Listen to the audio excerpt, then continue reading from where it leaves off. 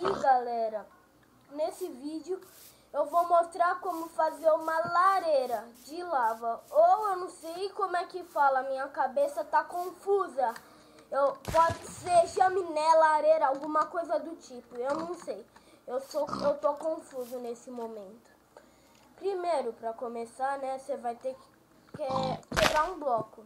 Tá feito.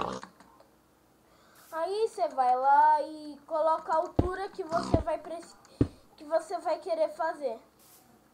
Eu vou fazer de 3 blocos, mas você pode fazer da altura que você quiser. Aí você coloca em volta do buraco aqui.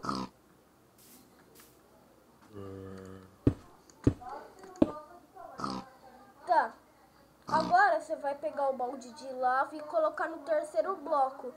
Porque se você não colocar aqui, não vai dar muito certo. Tipo, se eu colocar aqui, não vai adiantar nada, porque eu só vai dar pra eu abrir esse. Porque se eu abrir esse daqui, ó, vai começar a vazar. Espera. Então tem que ser no terceiro e último bloco, que se não começa a vazar.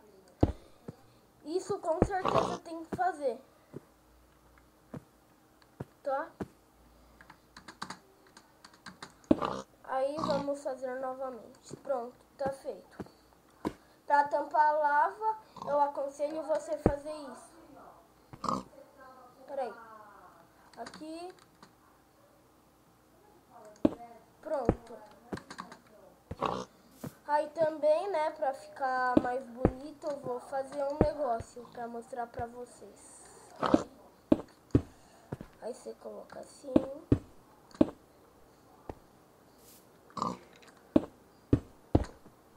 Aí você vai colocando aqui.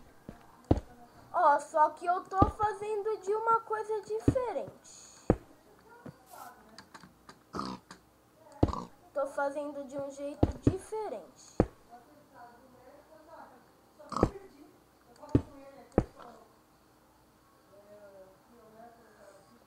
Não, tô perdida aqui.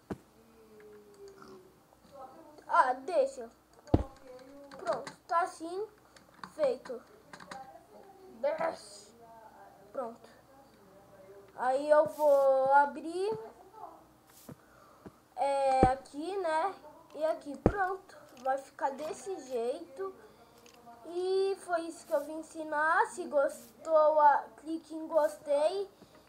E se gostou muito mesmo e te ajudou bastante,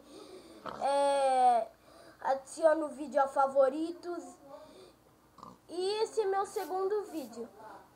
E se inscrevam no canal, né? Só pra dar uma força, né?